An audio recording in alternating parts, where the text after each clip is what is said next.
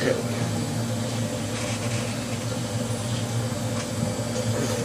I learned a different way of cutting out teeth. And I know there's tons of ways of doing it, but I thought I would show this way. I've already shown one way in one of my videos, so I thought I'd come up with it, show this new way. Right now I'm taking a sharp knife, or you can use a barred Parker or X-Acto knife, whatever, and I'm just scoring between the teeth. So pretty much what I'm doing is when I break these teeth apart, and the score mark helps to guide where that break's going to be. So the break is going to be between the teeth, instead of in the middle of the teeth. Okay, that would suck. Anyway. Get a good score between them, kind of like scoring glass before you break it. You kind of score it, and then it'll break in the spot. I think people do that with tile and everything. Okay, so one of the things I use now is different. I use a separating disc, same disc they used to do slenderizing between teeth in the mouth. This doctor wants canine to canine separated and reset. So I'm going to do 1, 2, 3, 4, 5, 6. So I usually start with the ends.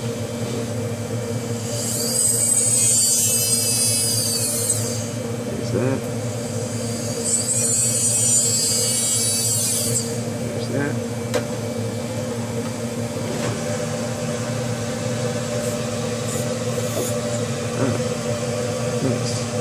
I'm going to cut through here. Let's start here. It's kind of a long cut. I'm going to make sure I don't cut through the teeth. Yeah, make sure you don't cut through the teeth back here. So it's got to be at the right angle. If you do like that, you're going to cut through the tooth back here. So you got to keep it parallel.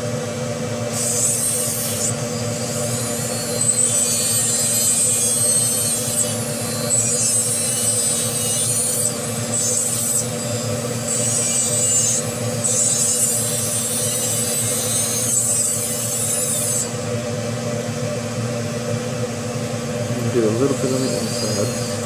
Now, but here's my gingival margin. You gotta make sure you don't hit into the gingival margin.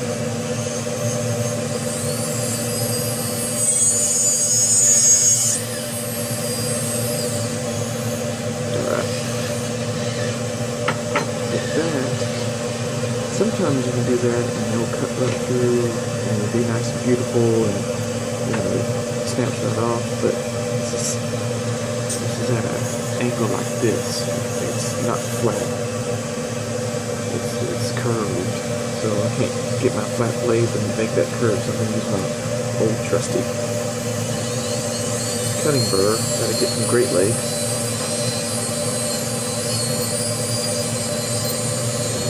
Keep an eye as you come across, so I don't cut through the teeth.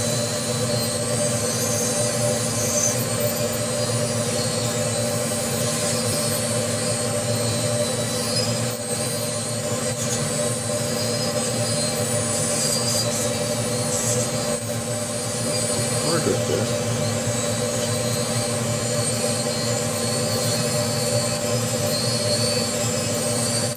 I have already, oh, there it goes.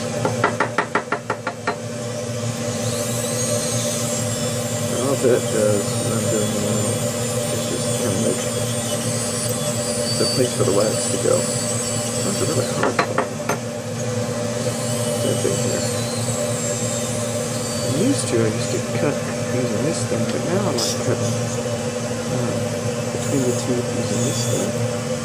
Now if there was a ton of crowding, I would have gone ahead and just cut between each one of these, but since there's not crowding and most of this just needs to be pushed out and rounded out, I don't need to create more space than I need to. So to conserve the space between the teeth, I'm going to cut up underneath the teeth from here. Now, this is really dangerous if you're not careful. I'm not pushing this disc very hard. I'm letting it just do the cutting. There we go. Sometimes it breaks very easily for you.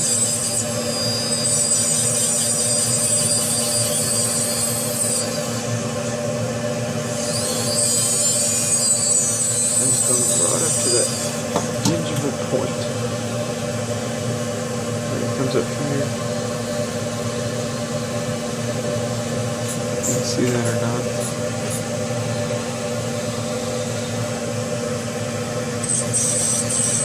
Actually, let me zoom in.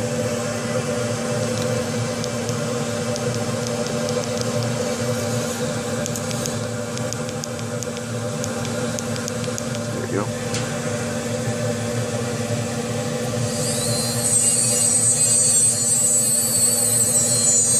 I'm not pushing it, but I'm letting it dig its own path. And then you're going to connect these two. And it should just fall apart when you get close enough. There we go.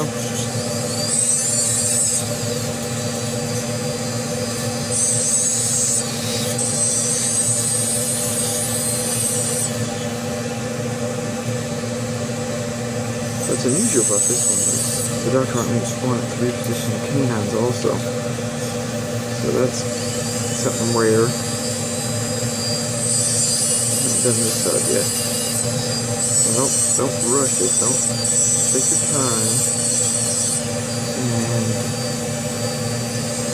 let this do the work. This band-aid is from this, not this. So I'm not a hypocrite here. Don't leave your pencil by your sharp knife and then go grab your pencil. You'll end up with a band-aid on your finger. Trust me, I felt as silly as it looks. There we go. Oop. Okay. One word of advice. Remember these things before you cut them out. Especially the lower teeth, because they all look alike. And I just did a real simple left to right numbering, so I know when I go to set them in the wax that I'm just going to start with 1 here and go all the way to 6.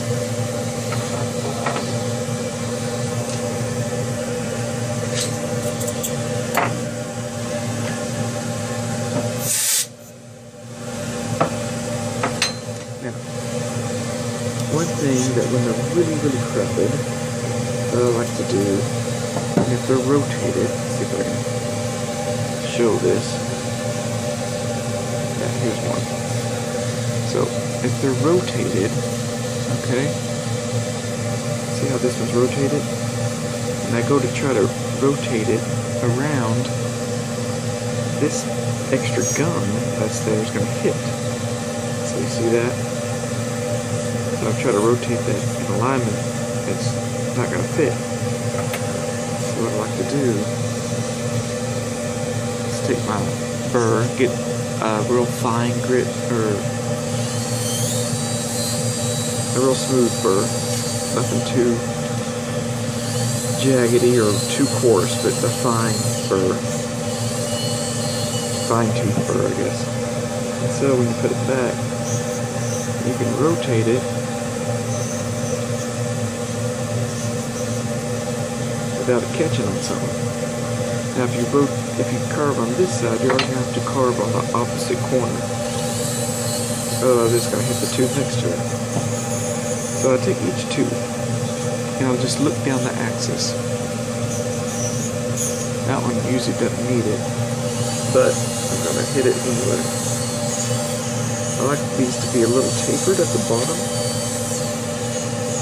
As you can see here, they tend to fit better and you can rotate them around easier. So you just go through here and just taper every one of them.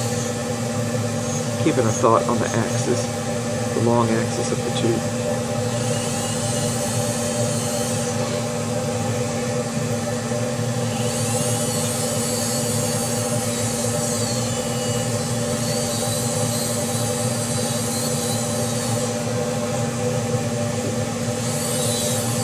Probably rotate it.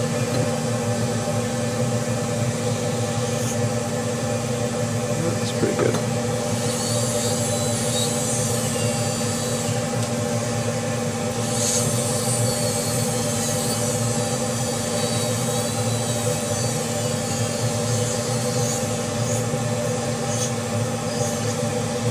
Now, this is a good example.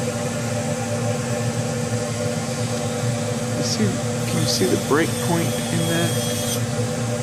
There's a rough spot right here. It's smooth where I cut from underneath using my disc. But it's kind of rough right there. Let's kind of use the dull side of my knife here to kind of scrape that smooth. That's that break point. That one didn't have much of one. And that'll make them help slide them against each other.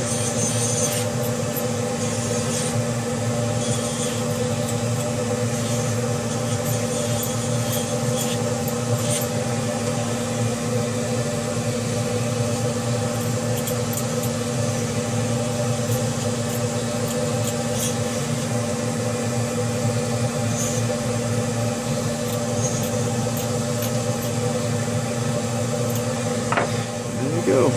Now you take these and this and go to your bench and wax them in. Hope that helped.